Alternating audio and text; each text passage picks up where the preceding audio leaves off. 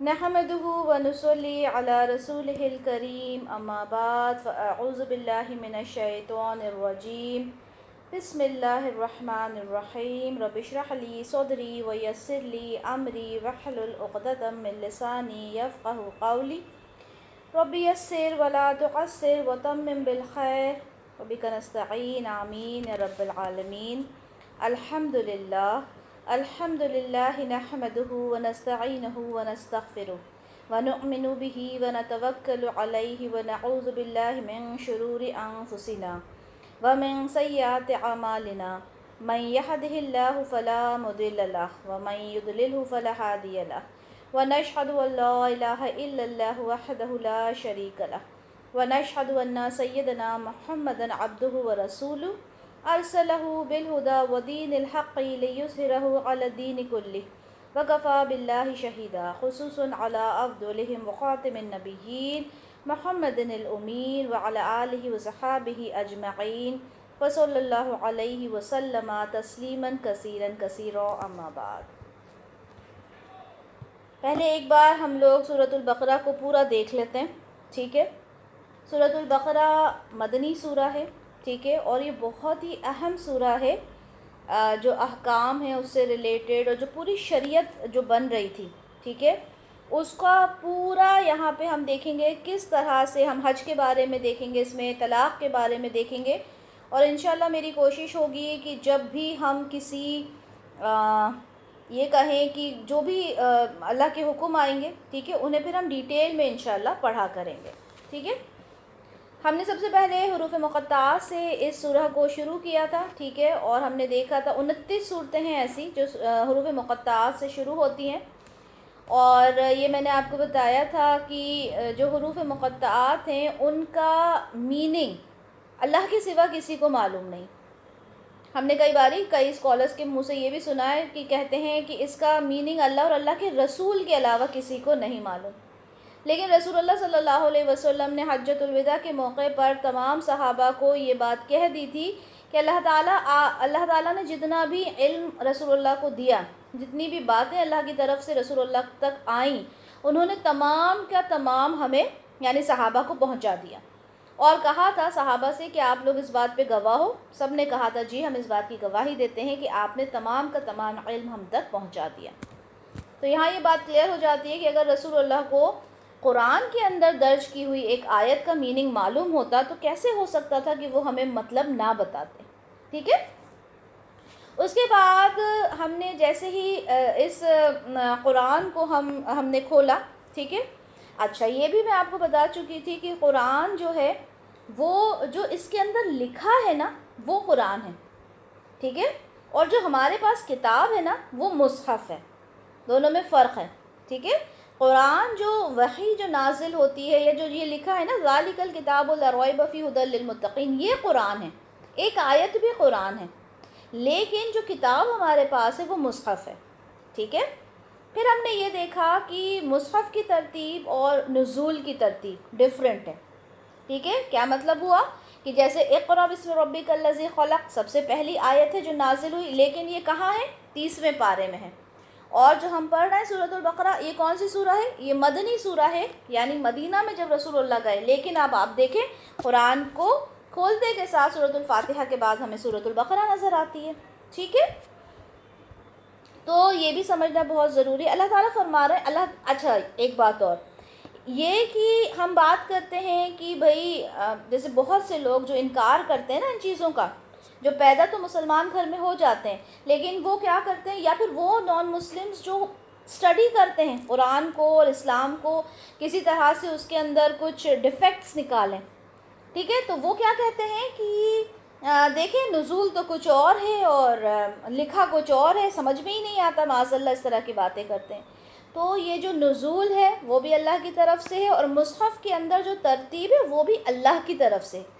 یہ کسی صحابہ کا، تابعین کا، تبع تابعین کا کام نہیں ہے. ٹھیک ہے، یہ رسول اللہ کا ہی کام ہے. اور رسول اللہ نے بھی یہ کام کس کے کہنے پہ کیا؟ اللہ تعالیٰ کے کہنے پر کیا. اگر سورۃ الفاتحہ سب سے پہلی سورہ ہے تو یہ اللہ کے حکم سے ہے. سورۃ البقرہ دوسری سورہ ہے، یہ اللہ کے حکم سے ہے. پہلی آیت الف لام میم ہے، اللہ کے حکم سے ہے. ٹھیک ہے، تو کبھی آپ سے کوئی یہ کہتا ہے کہ دیکھیں نزول تو کچھ اور تھا، مصحف میں کچھ اور لکھا ہے، تو آپ کو جواب دینا آنا چاہیے کہ مصحف کی ترتیب، نزول کی ترتیب، ہر چیز اللہ کے حکم سے، ٹھیک ہے۔ تو یہاں پہ شروع ہوتے سے اللہ تعالیٰ فرماتے ہیں کہ ذالک الکتاب لا ریب فیہ ھدی للمتقین، یہ وہ کتاب ہے جس کے اندر کسی طرح کا کوئی شک نہیں ہے۔ میں اس آیت کو بار بار اس لیے بتاتی ہوں آپ لوگوں کو، تاکہ آپ لوگ جو بھی کچھ پڑھیں، جتنی بھی تفاسیر آپ پڑھیں گے زندگی میں، آپ کو یہ والی جو لائن، یہ والی جو آیت ہے نا کہ ذالک الکتاب لا ریب فیہ ھدی للمتقین، یہ ہمیشہ یاد رہنا چاہیے۔ آپ کسی بھی سورہ کی تفسیر پڑھیں، یہ لائن آپ کو ہمیشہ یاد رہنا چاہیے کہ یہ وہ کتاب ہے جس میں کسی طرح کا کوئی شک نہیں ہے، یہ متقین کے لیے ہدایت ہے۔ متقین کون ہوتا ہے؟ تقوی رکھنے والا، یعنی جو اللہ سے ڈرتا ہے، جس کو یقین ہے آخرت پر، جو اللہ سے محبت کا دعویٰ کرتا ہے، جو ڈرتا ہے، وہی اس سے ہدایت پائے گا۔ حالانکہ یہ کتاب تمام لوگوں کے لیے، اللہ تعالیٰ نے اس کتاب کے لیے ہدی الناس بھی استعمال کیا، اور ابھی جو ہم آیت پڑھ رہے ہیں ہم نے دیکھا نا اس میں یا ایھا الناس لفظ آیا ہے کہ لوگوں سے مخاطبت ہے اللہ تعالیٰ کی، تو تمام لوگوں کے لیے ہدایت ہے۔ لیکن ہدایت لے گا کون؟ جو اللہ کا تقوی اختیار کرتا ہے، جو اللہ سے ڈرتا ہے۔ اللہ تعالیٰ سے دعا کریں کہ اللہ تعالیٰ ہمیں ہدایت یافتہ بنائے، ہمیں ہدایت آپ کی چاہیے تاکہ ہم صحیح راستے پر چلنے والے بنیں، ٹھیک ہے۔ اس کے بعد اللہ تعالیٰ نے کامیاب لوگوں کی، جو متقی ہیں نا، وہ کون ہوتے ہیں، ان کی تمام صفات یہاں پر بیان کر دی، ٹھیک ہے۔ یہ وہ لوگ ہوتے ہیں جو ایمان رکھتے ہیں غیب پر، نماز قائم کرتے ہیں، زکوٰۃ ادا کرتے ہیں، اور رسول اللہ پر ایمان لاتے ہیں، تمام کتابوں پر ایمان لاتے ہیں، تمام انبیاء پر ایمان لاتے ہیں، آخرت پر یقین رکھتے ہیں، ٹھیک ہے۔ یہ وہ لوگ ہیں اور ان کے لیے کامیابی ہے۔ کامیابی کون سی ہے؟ کامیابی ہے آخرت کی کامیابی۔ دنیا کی کامیابی کی بات نہیں ہو رہی ہے یہاں پر، حالانکہ دنیا میں بھی کامیابی ملے گی۔ جو انسان اللہ کے جتنا قریب ہوگا اسے کامیابی ملے گی۔ اب ہو سکتا ہے بظاہر آپ کو ایسا لگے کہ یہ تو بھائی بہت زیادہ پریشانیوں میں ہے، اس کے اوپر تو اتنی آزمائش آ رہی ہے، تو پھر ہم دیکھیں ابراہیم علیہ السلام کے اوپر کیسی آزمائش آئی، اپنے بیوی بچے کو بیابان میں چھوڑ کر آ گئے، تو کیا وہ اللہ کے محبوب نہیں تھے؟ معاذ اللہ۔ رسول اللہ صلی اللہ علیہ وسلم اور صحابہ کے اوپر کتنی آزمائش آئی، کیا وہ معاذ اللہ اللہ کے محبوب نہیں تھے؟ کیا وہ کامیاب نہیں تھے؟ بالکل تھے کامیاب، ٹھیک ہے۔ تو ہمارے اوپر اگر کوئی مشکل آتی ہے تو ہم نے یہ نہیں سمجھنا کہ ہم اللہ کے محبوب بندے نہیں ہیں، ہم کامیاب نہیں ہیں، نہیں، اللہ کے نزدیک ہم کامیاب ہیں، ٹھیک ہے۔ پھر ہم نے دیکھا تھا کہ یہاں پہ کفر کرنے والوں کے بارے میں بتایا گیا کہ یہ وہ لوگ تھے، یعنی جنہوں نے ان آیات کو ماننا ہی نہیں ہے۔ ہم آج کسی کافر کو ہمیشہ کا کافر نہیں کہہ سکتے، کیونکہ کب دل کس کا پلٹ جائے نہیں معلوم، لیکن یہ ان کافروں کی بات ہو رہی ہے جو قریش کے سردار تھے اور جو ماننے کو تیار نہیں تھے، ٹھیک ہے۔ اللہ تعالیٰ نے ان کے دلوں کو سیل کر دیا، سیل لگا دی، اب نہ کچھ اندر سے باہر ہو سکتا، نہ باہر سے کچھ اندر ہو سکتا، اب نہیں سننے والے۔ کیوں کہا اللہ تعالیٰ نے ایسا کہ ان کے دلوں پہ ہم نے مہر لگا دی؟ سوال آئے گا نا کہ اللہ تعالیٰ اگر مہر نہ لگاتے تو ہو سکتا ہے آگے چل کر وہ ایمان لے آتے، آگے چل کر بات کو مان لیتے، لیکن اللہ دلوں کے حال جانتے ہیں۔ اللہ کو معلوم تھا کہ یہ ابو لہب، ابو جہل جیسے جو لوگ ہیں وہ کسی بھی طرح سے ایمان نہیں لائیں گے، اللہ تعالیٰ نے ان کے دلوں کو بند کر دیا بالکل۔ پھر اللہ تعالیٰ نے منافق کی بات کی، ٹھیک ہے، اور پورے قرآن کے اندر منافق کے بارے میں ہمیں تذکرہ ملے گا پورے قرآن میں، اور یہ ایک ایسی کیٹیگری ہے جس کے لیے ہم سب کو ڈرنا ہے، ٹھیک ہے، اس کے لیے ہم سب کو ڈرنا ہے۔ یہ منافق کہاں پر ہے؟ یہ منافق ہر جگہ ہے۔ ہمارے دل کے اندر ہمیں اپنے آپ سے پوچھنا ہے کہ ہمارے اندر کسی طرح کی منافقت تو نہیں ہے؟ جھوٹ بولنے والا منافق، امانت میں خیانت کرنے والا منافق۔ اب آپ بولو گے کہ بھئی آپ ہی کچھ بھی ہو جائے، ہم اتنے تو گئے گزرے نہیں ہیں کہ امانت میں خیانت کریں گے، ٹھیک ہے۔ تو امانت میں خیانت کا مطلب صرف یہ نہیں ہوتا کوئی آپ کو 10,000 روپے دے کر گیا اور آپ نے اس کو کہا کہ نہیں بھائی تم کب دے کر گئے تھے اور ہم نے اس کو چرا لیا، وہ نہیں ہوتا، صرف وہی نہیں ہوتا امانت میں خیانت۔ کسی کی بات کو آپ نے آگے پہنچا دیا، وہ بھی امانت میں خیانت ہے۔ کسی کا فوٹو آپ نے اسکرین شاٹ لے کر کسی دوسرے کو پہنچا دیا، وہ بھی امانت میں خیانت ہے۔ آپ کے پاس کوئی آیا اور اس نے کہا کہ دیکھو میں تمہیں اس کے بارے میں یہ بات بتا رہی ہوں اور میرا بڑا دل دکھا ہے، لیکن آپ نے اس بات کو آگے نہیں پہنچانا، میرا دل دکھا تھا، میں نے دل ہلکا کر لیا، آپ فوراً اس کو فون لگا دیں کہ ارے وہ بھابھی آئی تھیں اور انہوں نے تو ایسی بات کی آپ کے بارے میں، یہ کہا وہ کہا. تو یہ کیا ہے؟ یہ بھی امانت میں خیانت ہے. ٹھیک ہے؟ جھوٹ بڑی آسانی سے بولا جاتا ہے. ٹھیک ہے؟ وعدہ کرنے کے بعد وعدہ توڑ دیا جاتا ہے. آپ کہیں گے کہ نہیں بھائی وعدہ تو ہمارے لیے بالکل پتھر کی لکیر ہے، ہم وعدہ نہیں توڑتے کبھی بھی. ہم کتنے وعدے ہیں جو اپنے بچوں سے کر لیتے ہیں. ہاں بیٹا کل میں پکا آپ کو یہ کر کے دوں گی، نہیں دیتے. ارے چھوٹی سی بات، لنچ باکس لے لو، لنچ باکس میں آپ کو پکا کل پاستا بنا کے دوں گی. پاستا ہے ہی نہیں گھر میں. تو یہ چھوٹی چھوٹی سی باتیں ہیں جن کو ہم بہت لائٹلی لیتے ہیں، ہے نا.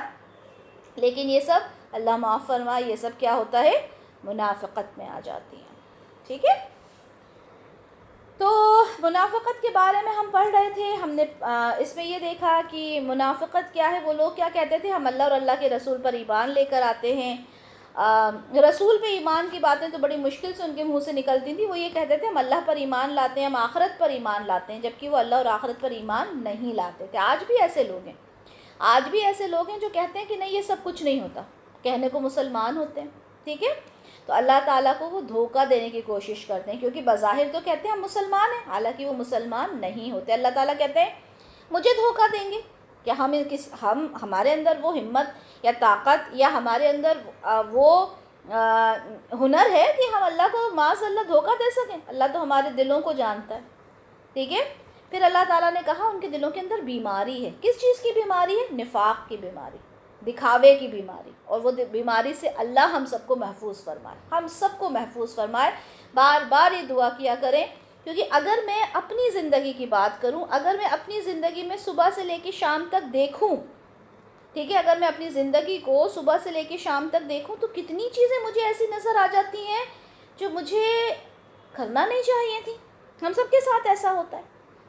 اگر جب ہم اپنے فیملی کے ساتھ رہتے ہیں، ساتھ میں آپ کے ان لاز رہ رہے ہیں، ٹھیک ہے، آپ کے گھر میں آپ کی ساس ہیں اور جٹھانی دیورانی ہیں، نندے ہیں، اور مطلب کافی آپ کے ساتھ ہوتا ہی ہے نا. آپ اگر سنگل فیملی میں بھی رہ رہے ہو تو آپ کے آس پاس رہتے ہیں، آپ کا دخل ہوتا ہے ان کا، بہت ساری چیزیں ہوتی ہیں. اس میں آپ دن سے لے کے رات تک میں کتنے اس طرح کے کام کر جاتے ہو جو آپ کو نہیں کرنا چاہیے تھا. آپ کو ملامت بھی ہوتی ہے بعد میں، لیکن پھر کیا ہوتا ہے؟ آپ کو لگتا ہے کہ اچھا یہ تو لائف کا پارٹ ہے، اور یہ سب کے ساتھ ہوتا ہے. کسی ایک چیز سے انسان بچتا ہے، دوسرے میں گر جاتا ہے جا کے. اللہ سے اسی چیز کی دعا کرنی ہے کہ اللہ تعالیٰ ہمیں ان سارے گڈھوں سے بچا کے رکھیے. ٹھیک ہے؟ اللہ تعالیٰ کہتے ہیں فی قلوبہم مرض، ان کے دلوں میں بیماری ہے، مرض ہے ان کے دلوں میں. اور وہ بہت افسوس ہوتا ہے مجھے یہ کہنے میں کہ وہ ہم سب کے دلوں میں کچھ نہ کچھ کسی نہ کسی طرح کی بیماری ہے. ہم اپنے آپ کو مومن کیسے کہیں؟ اللہ سے دعا ہی کر سکتے ہیں کہ اللہ تعالیٰ ہمیں مومن بنا. ٹھیک ہے؟ اور ایسے لوگوں کے لیے اللہ تعالیٰ کہہ رہے ہیں وَلَهُمْ عَذَابٌ عَلِيمٌ، ایسے لوگوں کے لیے دردناک عذاب ہے، بِمَا كَانُوا يَكْذِبُونَ، اس وجہ سے کہ وہ جھوٹ بولتے ہیں. اب یہ جھوٹ والے اگزامپلس تو میں آپ کو کتنے دے چکی. ہر چیز میں ہمارا جھوٹ ہے. بچے کو جھوٹ بول کے ہم مارکیٹ نکل جاتے ہیں جب بچہ چھوٹا ہوتا ہے، تو کیا ہے.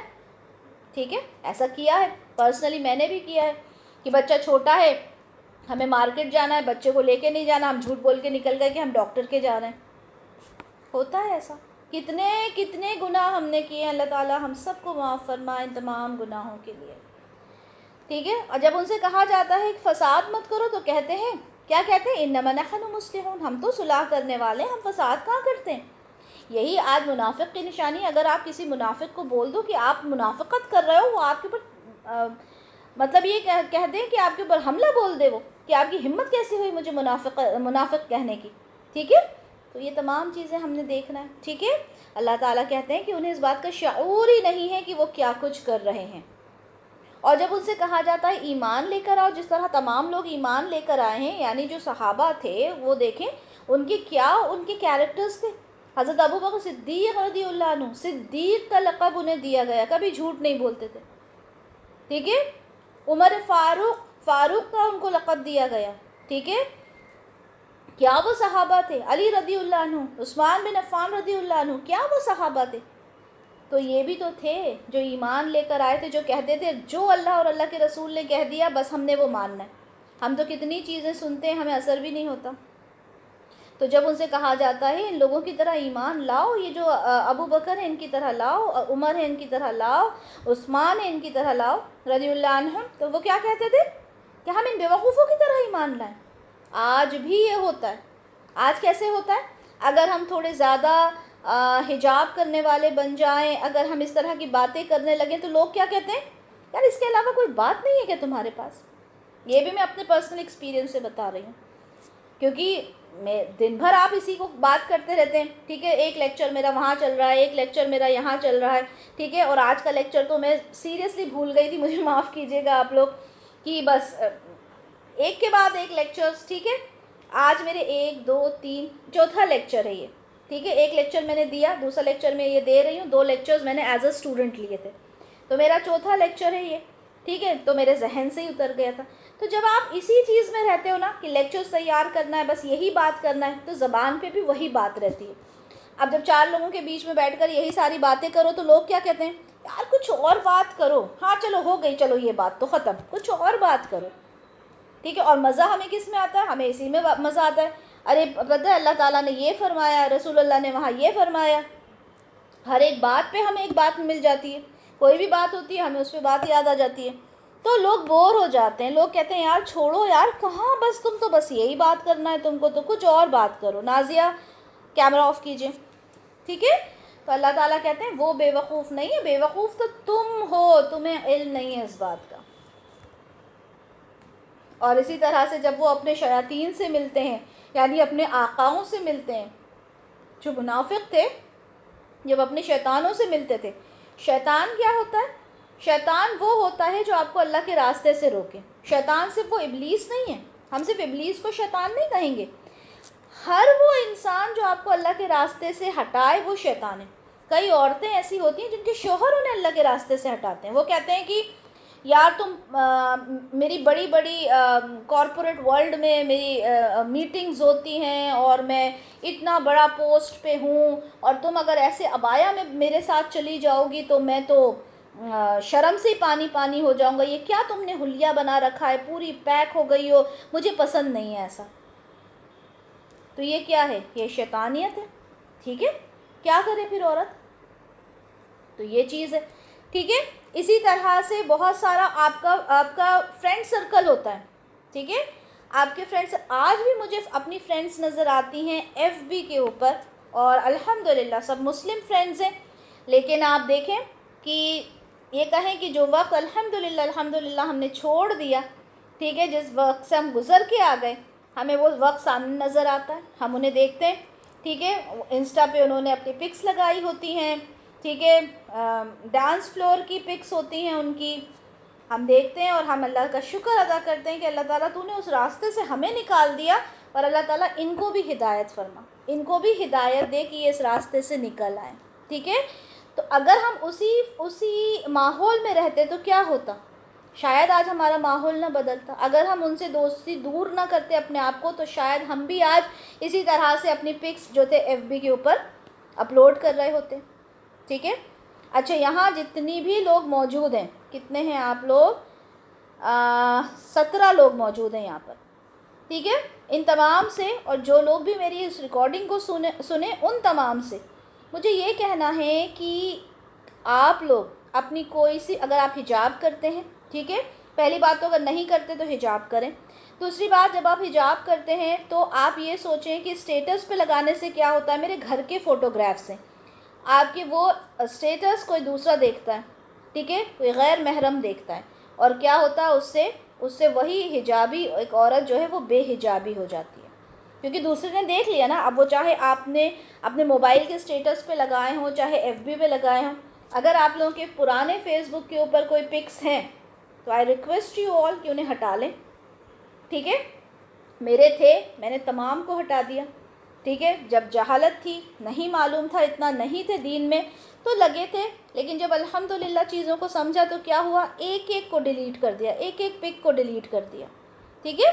فیس بک رکھیں آپ، فیس بک رکھنا بری بات نہیں ہے، انسٹاگرام رکھیں آپ، انسٹاگرام رکھنا بری بات نہیں ہے، لیکن اس میں سے واقعات جتنی چیزیں ہیں وہ ہٹا لیں، واہیات کیوں کہہ رہی ہوں کہ اپنے پکس کو پبلک کرنا کہ دنیا آپ کو دیکھ رہی ہے. اچھا آپ یہ کہو کہ میں نے تو اس میں وہ لگا رکھا ہے, پرائیویسی لگا رکھی ہے, تو بھی اپنے پکس آپ نے پرائیویسی لگا رکھی ہے, آپ کی فرینڈ دیکھ رہی, ہو سکتا ہے اس کا ہسبینڈ بھی پاس بیٹھا ہو وہ دیکھے, ٹھیک ہے. تو اپنے تمام پکس آپ نے چاہے کہیں بھی لگا کے رکھے ہوں انہیں ہٹا لیں, اور جو کچھ ایسے پکس ہیں جو کسی کے پاس آلریڈی چلے گئے ہیں, ٹھیک ہے, تو آپ اللہ سے توبہ کریں, ٹھیک ہے. تو یہ شیطان ہے جو ہماری زندگی میں ہے. اللہ تعالیٰ ان کا مذاق اڑا رہا ہے. اب دیکھیں اللہ تعالیٰ ان کا مذاق اڑا رہا ہے جو اس طرح کی حرکتیں کرتے ہیں, ٹھیک ہے, اور اللہ تعالیٰ ان کو ڈھیل دیتا ہے. اب آپ بولیں کہ اللہ تعالیٰ نے تو ان چیزوں کے لیے منع کیا ہے. جب اللہ نے ان چیزوں کے لیے منع کیا ہے تو اللہ تعالیٰ پھر ان کو عذاب کیوں نہیں دیتے؟ آ سکتا ہے نا آپ کے دماغ میں یہ سوال کہ آپ ہی پھر وہ اللہ تعالیٰ تو سب کچھ کرنے کے پر قادر ہیں, وہ تو جو چاہے وہ کر سکتے ہیں, پھر اللہ تعالیٰ اتنا ڈھیل کیوں دیتے ہیں؟ اللہ تعالیٰ خود فرما رہے ہیں کہ اللہ تعالیٰ ان کو ان کی سرکشی میں ڈھیل دے رہا ہے کہ وہ اپنے عقل کے اندھے پن میں بڑھتے چلے جائیں. اللہ تعالیٰ نے ڈھیل دے رکھی ہے, رسی چھوڑ دی ہے اللہ تعالیٰ نے. لیکن ہوتا کیا ہے, ہم جب رسی چھوڑ دیتے ہیں, ہم کسی بھی چیز کو آپ تصور کریں, ٹھیک ہے, آپ نے رسی چھوڑ دی, آپ پتنگ کو دیکھ لیں, پتنگ کو آپ رسی ڈھیل دیتے جاتے ہیں, کیا ہوتا ہے, وہ اڑتی چلی جاتی ہے, لیکن آپ جیسے ہی اس کو کھینچتے ہیں کیا ہوتا ہے, کٹ جاتی ہے نا. اسی طرح سے اللہ تعالیٰ ہمیں ڈھیل دے رہے ہیں, ہماری سرکشی پہ, ہماری غلط حرکتوں پہ اللہ تعالیٰ ہمیں ڈھیل دے رہے ہیں. کبھی یہ نہ سوچیں اگر اللہ تعالیٰ آپ کو بہت نواز رہا ہے, آپ کے پاس بنگلے ہیں, گاڑیاں ہیں, بینک بیلنس ہے, سب کچھ بہت اچھا ہے, تو یہ ڈر رکھیں اپنے اندر کہ اللہ تعالیٰ کہیں مجھ سے ناراض تو نہیں ہے جو اتنا نواز رہا ہے. یہ والا بھی ایلیمنٹ اپنے اندر تیار رکھا کریں, ٹھیک ہے. تو اللہ تعالیٰ ان کو ڈھیل دیتا ہے. تو اللہ تعالیٰ سے ہمیشہ جب آپ کو اللہ تعالیٰ بہت نواز رہا ہے, اللہ کا شکر ادا کریں. اللہ تعالیٰ تو نے مجھے بہت دیا, اللہ تعالیٰ تیرا شکر ہے, ٹھیک ہے. اللہ تعالیٰ کا شکر ادا کیا کریں. اور اللہ تعالیٰ جب آپ سے کچھ لے لے تو بھی آپ اللہ کا شکر ادا کریں, تب بھی آپ کہیں کہ اللہ تعالیٰ تیرا شکر ہے. تو نے لے لیا تو بھی اللہ تیرا شکر ہے, تو نے دیا تو بھی شکر ہے. ہوتی ہیں ہمارے ساتھ پریشانیاں, ٹھیک ہے, ہمارے ساتھ پریشانیاں ہو جاتی ہیں.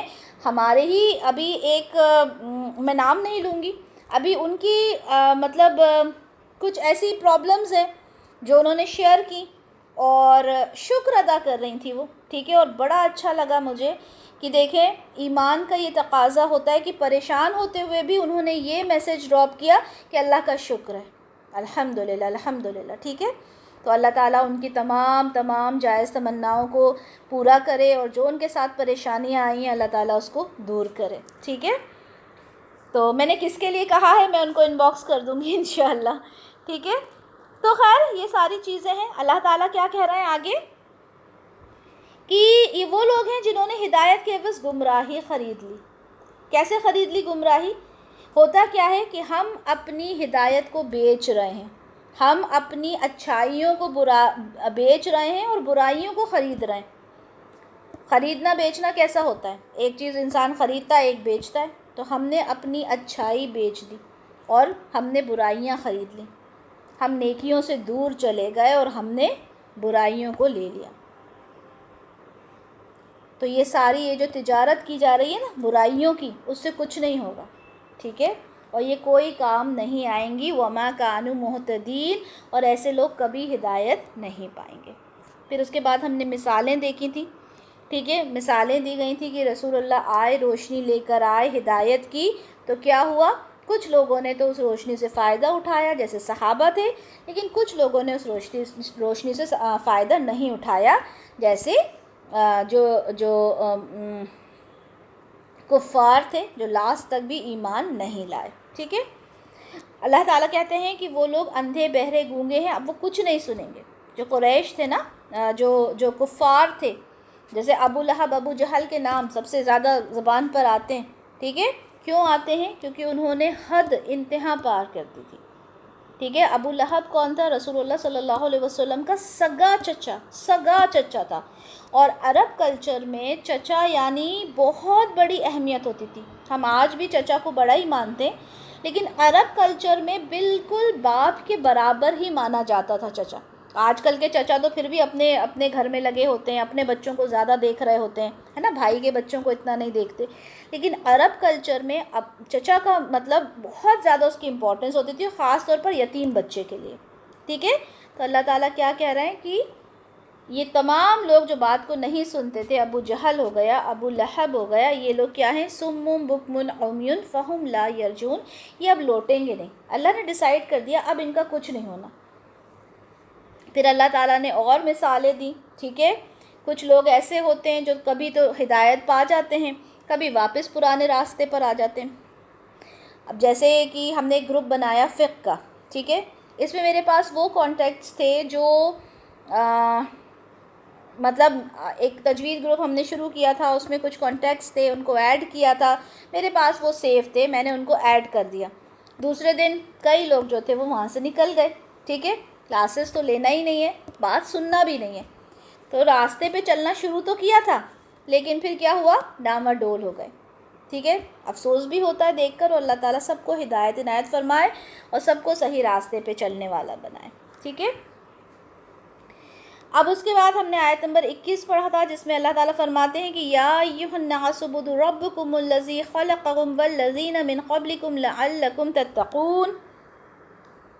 کیا ہماری یہ آیت پوری ہو گئی تھی؟ ہو گئی تھی؟ اوکے. تو یہاں ہاں ٹھیک ہے. تو یہاں پہ اللہ تعالیٰ کیا فرما رہا ہے؟ اے لوگوں، عبادت کرو تمہارے رب کی جس نے تمہیں پیدا کیا اور جو تم سے پہلے تھے ان تمام کو بھی پیدا کیا، تاکہ تم تقوی اختیار کرو، پرہیزگار بن جاؤ. یہاں اللہ تعالیٰ نے تمام لوگوں سے مخاطب ہو کر کیا کہا؟ یا ایھا الناس، اے لوگوں. تو یہ سمجھ لیں کہ یہ قرآن صرف مسلمان کے لیے نہیں ہوئے، یہ قرآن تمام لوگوں کے لیے. اللہ تعالیٰ کہہ رہے ہیں عبادت کرو. کس کی؟ اپنے رب کی. کون ہے وہ رب؟ جس نے پیدا کیا تم کو، اور تمہارے آباء و اجداد کو بھی اللہ نے پیدا کیا. یہ جو رسومات ہوتی ہیں، جو چیزیں رواج میں آ رہی ہیں، نہ جانے کتنی بدعات آ رہی ہیں. رجب میں بدعات ہو رہی ہیں، شب برات کے نام سے بدعات ہو رہی ہیں، ربیع الاول میں بدعات ہو رہی ہیں. تو آپ کیا بولتے ہو؟ آپ نے کہاں سے سنا؟ یہ جو میلاد النبی کی بات ہے کہاں سے سنی؟ یا رجب میں وہ کنڈے وغیرہ ہوتے ہیں کہاں سے سنے؟ یا محرم میں غم منایا جاتا ہے کہاں سے سنا؟ قرآن اور حدیث میں تو نہیں ہے. بڑوں سے سنا، ہماری نانی دادی کرتی تھی، ہم بھی کرتے ہیں. تو اللہ تعالیٰ نے کہا کہ دیکھو ان کو بھی میں نے ہی بنایا ہے. یعنی ایسا نہیں ہے کہ وہ ہر چیز سے پاک تھے اور کوئی گناہ نہیں کر سکتے تھے، وہ بھی گناہ کر سکتے ہیں بھائی. ٹھیک ہے. تو اس اللہ تعالیٰ کہہ رہے ہیں کہ میں نے ہی انہیں بنایا ہے. تم نے ان کو نہیں دیکھنا. تم نے کس کو دیکھنا ہے؟ تم نے میرے احکام کو دیکھنا ہے. میں نے اپنے نبی کو بھیجا، اس کو دیکھنا ہے. اور اس سے کیا ہوگا؟ لعلکم تتقون، تاکہ تم تاکہ تم تقوی اختیار کرو. آیت نمبر 22 ہے. اللہ تعالیٰ فرماتے ہیں بسم اللہ الرحمن الرحیم الذی جعل لکم الارض فراشا والسماء بناء وانزل من السماء ماء فاخرج به من الثمرات رزقا لکم فلا تجعلوا للہ اندادا وانتم تعلمون. الذی، جس نے، میں نے گرامر میں بھی بتایا تھا نا، جس نے جعل، بنایا، لکم، تمہارے لیے، ارض، زمین کو، فراشوں، فرش، والسماء، اور آسمان کو، بناء، بنا یعنی چھت. اللہ کون ہے؟ جس نے زمین کو تمہارے لیے فرش بنا دیا، بچھونا بنا دیا، اور آسمان کو تمہارے لیے چھت بنا دیا. وَأَنزَلَ مِنَ السَّمَاءِ، اور آسمان سے کیا برسایا؟ ماءً، پانی. ٹھیک ہے. وَأَخْرَجَ بِهِ مِنَ الثَّمَرَاتِ، اور اس سے کیا نکالا؟ ثمرات، پھل نکالے. رزقاً، کھانے کے لیے، تمہارے لیے رزق پیدا کیا، لکم، تمہارے لیے. فَلَا تَجْعَلُوا لِلَّهِ انداد، تو پھر کیا کرو؟ مت ٹھہرا دو اللہ کے لیے کوئی شریک. وَأَنْتُمْ تَعْلَمُونَ، اور تم جانتے ہو، تمہیں یہ چیزیں پتہ بھی ہیں. اب یہاں پہ جو رب ہے نا، پچھلی آیت میں کیا آیا کہ رب جس نے تمہیں پیدا کیا. اب اس کے آگے مزید اس کا تعارف کیا جا رہا ہے، انٹروڈکشن کیا جا رہا ہے کہ رب ہے کون.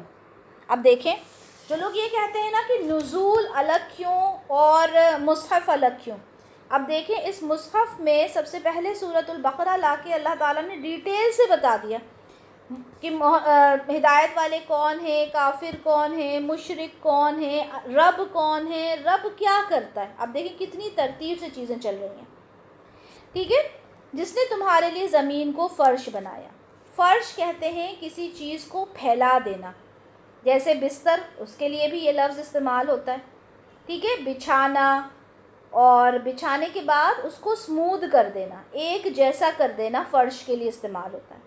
اب بستر ہوتا ہے، بستر کیسا ہوتا ہے؟ راحت دیتا ہے. تھکاوٹ کے بعد، تکلیف کے بعد، کام کاج کے بعد انسان کیا کرتا ہے؟ بستر پہ جاتا ہے نا. بستر کا تصور ہی بڑا انسان کو خوش کر دیتا ہے. تو زمین اللہ تعالیٰ کہہ رہے ہیں، ارض کہتے ہیں زمین کو، زمین کو اللہ تعالیٰ نے تمہارے لیے فرش بنا دیا، یعنی سکون حاصل کرنے کی چیز بنا دی. ورنہ تو زمین میں کیا ہے؟ زمین کے اندر کیا ہے آپ سب جانتے ہیں؟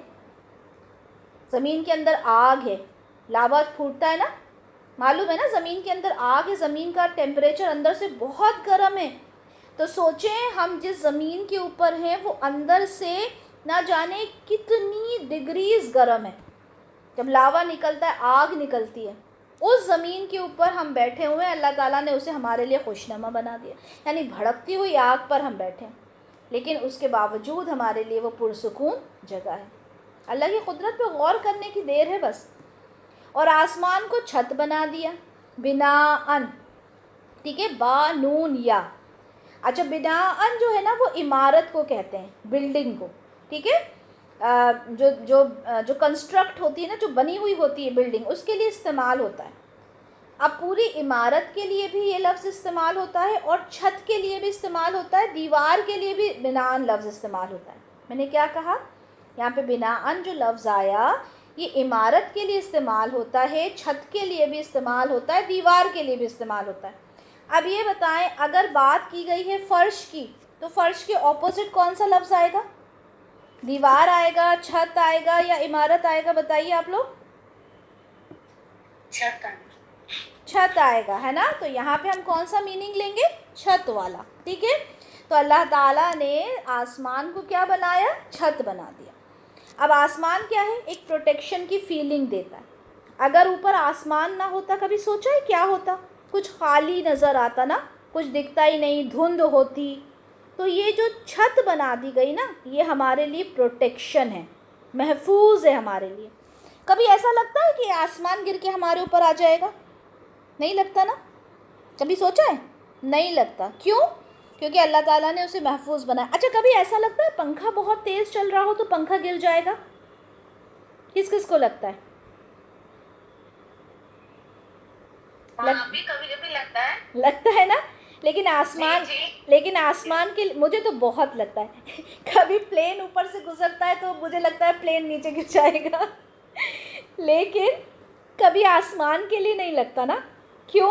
کیونکہ اس کی حفاظت اللہ کر رہا ہے نا. تو اب آپ دیکھیں، ہم نے اگر بلب کو اگر لگایا ہے تو ہم تھوڑی دیر تک دیکھتے رہتے ہیں کہ بلب صحیح لگائے نا، صحیح سے فٹ ہو گیا، ایسا نہ ہم پر گر جائے. لیکن ہم آسمان کے لیے، کبھی چاند اور سورج کے لیے سوچا؟ پنکھا پر لگتا ہے ڈاؤٹ.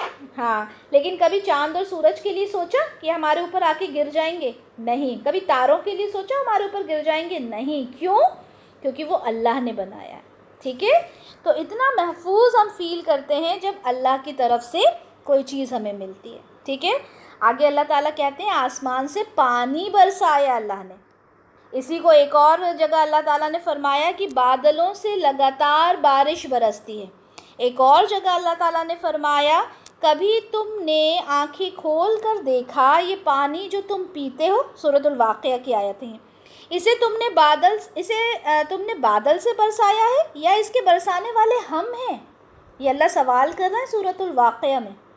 یہ جو پانی ہے یہ تم برسانے والے ہو یا ہم برسانے والے ہیں؟ اب سوچیں، اللہ کی قدرت پہ غور کریں. یہ جو پانی ہے، یہ جو آسمان ہے، یہ جو سورج کی روشنی ہے. اچھا اب آپ دیکھیں، آپ کسی ایسے گھر میں رہتے ہو جو بڑا ہی اندھیرے والا گھر ہے، آپ نے پورے گھر میں لائٹس جلا لی ہیں، کیا وہ سورج کی روشنی کا مقابلہ کر سکتے ہیں جن کا گھر فلی وینٹیلیٹڈ ہوتا ہے، چاروں طرف سے روشنی اور ہوا آتی ہے؟ آپ پورے گھر میں اے سی لگا لو، لائٹس لگا لو، کیا وہ مقابلہ ہو سکتا ہے جو بالکل کھلا گھر ہوتا ہے؟ ہرگز نہیں ہوگا، آپ کو گھٹن ہونے لگے گی تھوڑی دیر میں. حالانکہ اس کے اندر لائٹ ہے، حالانکہ اس میں اے سیز فٹ ہیں، اس کے بعد بھی کیا ہوگا؟ آپ کو گھبراہٹ ہونا شروع ہو جائے گی. ریزن کہ وہ قدرتی نہیں ہے. ٹھیک ہے، اللہ تعالیٰ فرما رہے ہیں کہ یہ پانی کس نے برسایا، ہم نے یا تم نے؟ تو اللہ اپنی قدرت پہ غور کروا رہے ہیں کہ دیکھو یہ پانی کہاں سے آ رہا ہے، اگر ہم نہ اتارتے یہ پانی تو کیا ہوتا. اور پانی صرف پانی نہیں ہے، پانی پوری زندگی لے کر آتا ہے. اب آپ دیکھیں نا، جب پانی زیادہ ہو جاتا ہے تو کیا ہوتا ہے؟ آپ لوگ نیوز دیکھ رہے ہیں کس قدر تباہی مچی ہوئی ہے، لیکن انسان کون ہے جو ڈر رہا ہے؟ ہم اپنی بات کر لیں، اپنے آپ سے سوال کر لیں، ہمیں کتنا ڈر ہے اس بات کا؟ ہم نیوز سنتے ہیں، نیوز کی طرح سنتے ہیں، بات ختم ہو جاتی ہے. کس قدر تباہی مچی ہے، ہم کہتے ہیں اللہ کس قدر تباہی ہے، پھر ہم اپنے کاموں میں لگ جاتے ہیں. تو اتنے سخت ہو گئے ہم لوگ. خیر، جب خیر کی بارش ہوتی ہے تو اس سے کیا ہوتا ہے؟ اس پانی سے زندگی کا سامان مہیا کیا جاتا ہے، رزق کا انتظام کیا جاتا ہے. اللہ تعالیٰ کہہ رہے ہیں کہ اس میں ہم نے تمہارے لیے ثمرات نکالے. ثمرات کس کو بولتے ہیں؟ پھل کو. ثمر کی جمع ہے ثمرات، پھل. اب یہ پھل صرف وہ فروٹس نہیں ہیں، ایپل، مینگو، ان کی بات نہیں ہو رہی. تمام چیزوں کے پھل ہوتے ہیں. گیہوں کا بھی ایک پھل ہوتا ہے جس سے گیہوں نکلتا ہے، چاول کا بھی ایک پھل ہوتا ہے جس سے چاول نکلتا ہے. یعنی وہ جو سیڈز ہوتے ہیں، ہر چیز کا سیڈ ہوتا ہے نا، اس کے بنا تو نہیں لگتا. کوئی نہ کوئی سیڈ ہوتا ہے نا جس سے وہ پورا پیڑ نکلتا ہے، فصل اگتی ہے. تو اسے ثمرات کہا جاتا ہے. ٹھیک ہے، اسے پھل کہا جاتا ہے. یعنی تمام کھانے کی چیزیں، رزقاً استعمال کیا نا، رزق یعنی کھانے کی چیز. تو ہر وہ پھل، ہر وہ کھانے کی چیز جو نکلتی ہے، کس سے نکلتی ہے؟ بارش سے نا. پانی جب برستا ہے تبھی تو سارا فصل اچھی ہوتی ہے. اب یہی جب بارش زیادہ ہو جاتی ہے کیا ہوتا ہے؟ فصل تباہ اور برباد ہو جاتی ہے. تو اگر ہم اس کو سمر میں اگر فروٹس ہی لے لیں تو فروٹس آپ نے دیکھا ہے، کبھی غور کیا؟ مختلف کلر کے ہوتے ہیں. مختلف مطلب ڈفرینٹ کلرز کے ہوتے ہیں. آپ کسی فروٹ والے کی شاپ پہ جاؤ، آپ کو تمام کلرز نظر آ جائیں گے. آپ یلو دیکھو گے تو یلو میں آپ کو آم نظر آ جائے گا. آپ گرین دیکھو گے تو آپ کو موسمبی نظر آ جائے گی. ٹھیک ہے، یلو دیکھو تو آپ کو بناناز نظر آ جائیں گے، ہے نا. کتنے کلرز آپ کو نظر آتے ہیں. ٹھیک ہے، گرین میں آپ کو انگور نظر آ جاتے ہیں. ٹھیک ہے، آپ کو اسٹرابیریز نظر آ جاتی ہیں ریڈ میں. نہ جانے کتنے کلرز آپ کو وہاں پہ دکھ جائیں گے. تو اللہ تعالیٰ نے کتنی خوبصورت یہ دنیا بنائی ہے. کبھی آپ بٹر فلائز کو دیکھو. ہم تو اگر بٹر فلائی بنانا بھی چاہیں گے نا، کتنے بھی خوبصورت کلرز اس میں دے دیں ہم وہ خوبصورتی نہیں بنا سکتے جو اللہ نے بنائی ہے.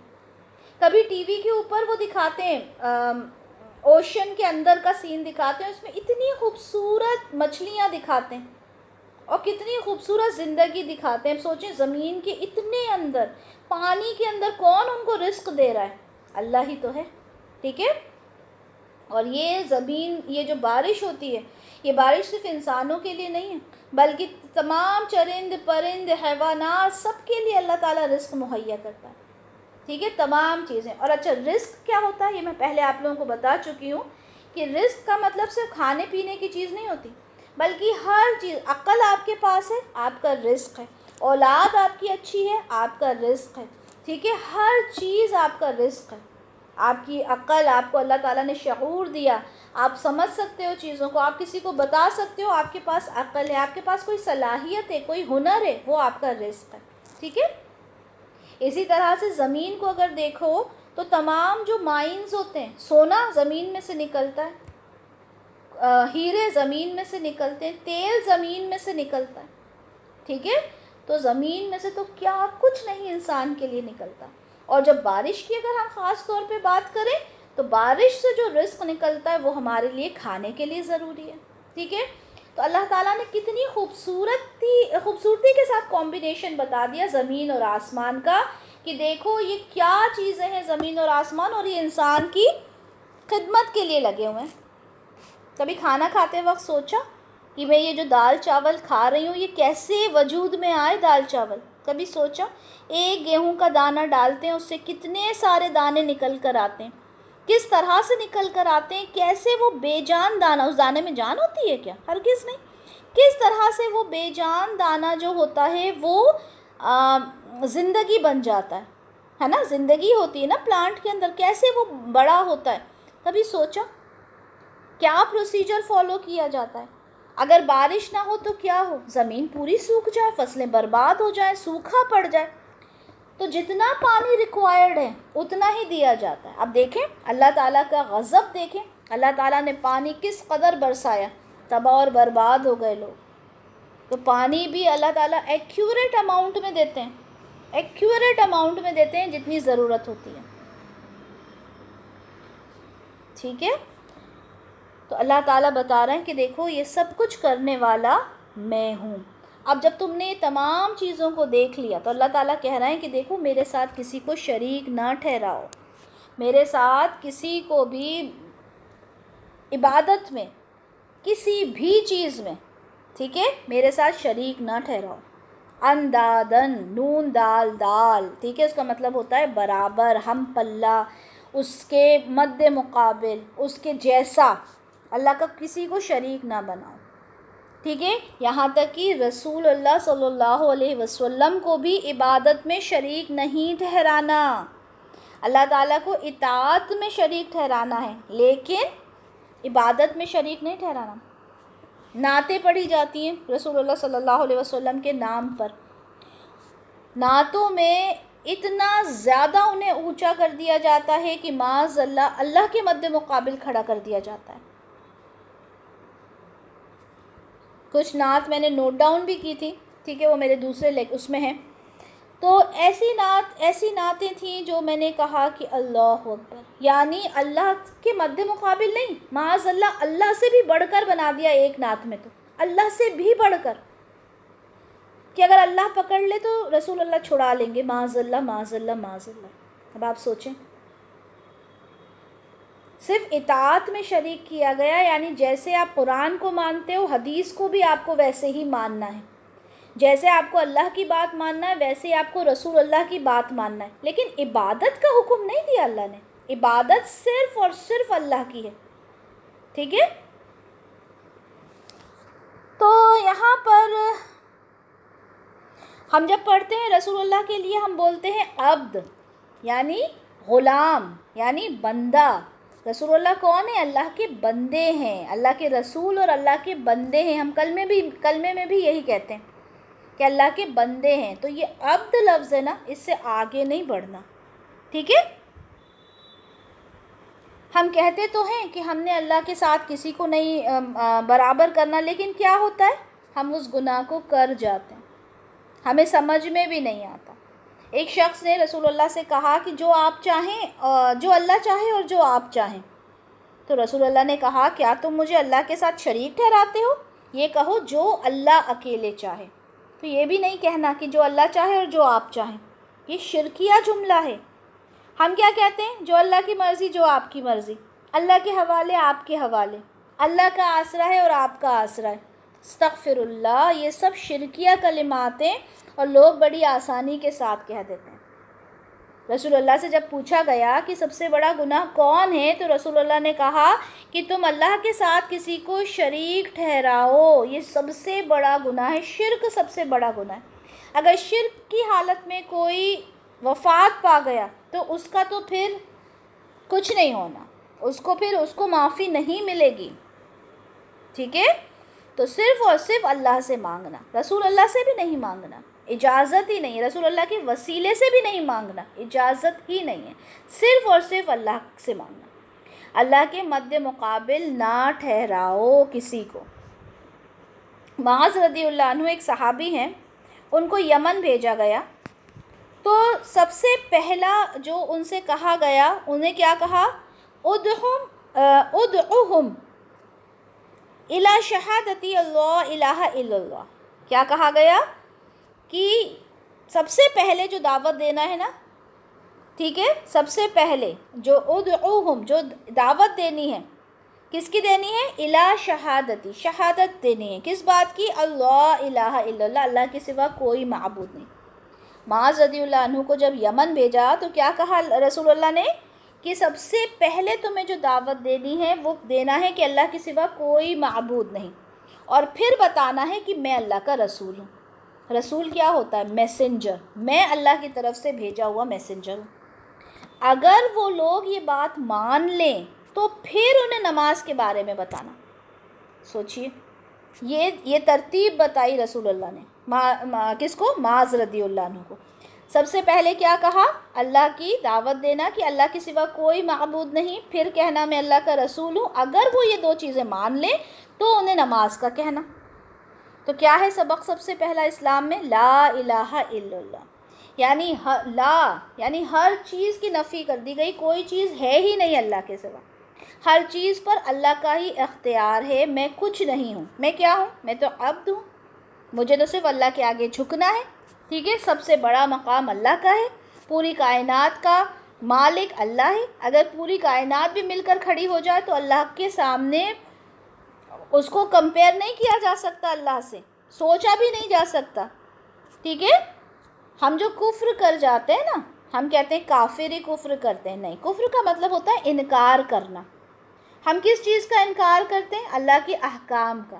ہم یہ چاہتے ہیں کہ اپنی زندگی اپنے حساب سے گزاریں، اپنے نفس کو ترجیح دیتے ہیں، اپنے نفس کو امپورٹنس دیتے ہیں، اور وہیں پر ہم کفر کر جاتے ہیں۔ ہمیں نہیں کرنا حجاب، یعنی ہم نے منع کیا، یعنی ہم نے کفر کیا۔ ہمیں نہیں پڑھنا فجر کی نماز، کیوں؟ کیونکہ ہماری نیند ہمیں پیاری ہے۔ ہمیں نہیں کرنا حجاب، کیوں؟ کیونکہ ہمیں اپنی خوبصورتی دکھانا ہے۔ تو یہ کیا ہے؟ یہ انکار ہے اللہ کے احکام کا، اور اللہ کے احکام کا انکار کرنا کفر کہلاتا ہے۔ سمجھ رہے ہیں آپ لوگ؟ توحید کیا ہے؟ اللہ کے مطابق اپنی زندگی کو گزارنا، اپنی انا کو، اپنی خواہشات کو، اپنے نفس کو دفن کر دینا کہ نہیں، یہ اللہ نے کہا ہے، مجھے ماننا ہے، کوئی ifs نہیں، کوئی بٹس نہیں، ٹھیک ہے؟ اللہ نے جو کہہ دیا مجھے وہ کرنا ہے، ٹھیک ہے؟ اب میں کسی کو کتنا بھی اچھا سمجھوں، یہاں تک کہ میرا شوہر، ٹھیک ہے، جس کو مجھے ہر بات جس کی ماننا ہے، میرے ماں باپ جن کی ہر بات مجھے ماننا ہے، لیکن اگر وہ اللہ اور اللہ کے رسول کے خلاف کہیں، مجھے نہیں ماننا۔ اگر کسی کے والدین شرک پر ہیں، مجھے نہیں سننا۔ اگر کسی کا شوہر شرک کر رہا ہے، مجھے نہیں سننا، مجھے نہیں ماننا۔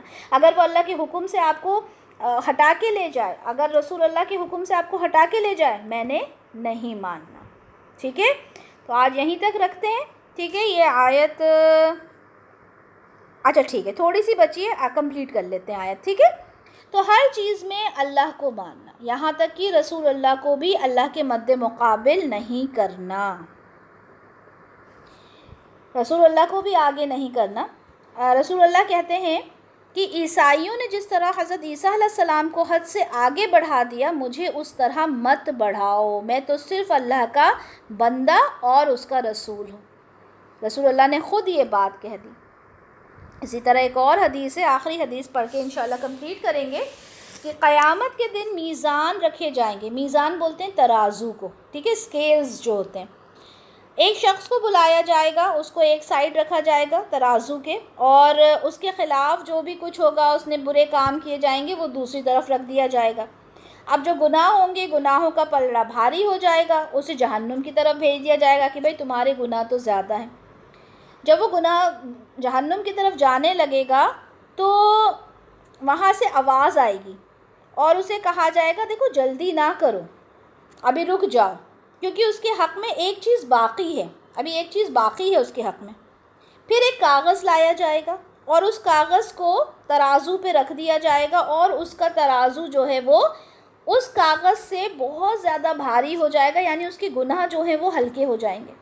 ترازو ہوتا ہے نا، بھاری چیز نیچے ہو جاتی ہے، تو وہ کاغذ پورا نیچے ہو جائے گا، گناہ پورے اوپر ہو جائیں گے۔ وہ حیران کہ میں تو ابھی گناہ گار تھا، میں تو جہنم میں جا رہا تھا، ایسی کیا چیز ہے جس نے مجھے بچا لیا؟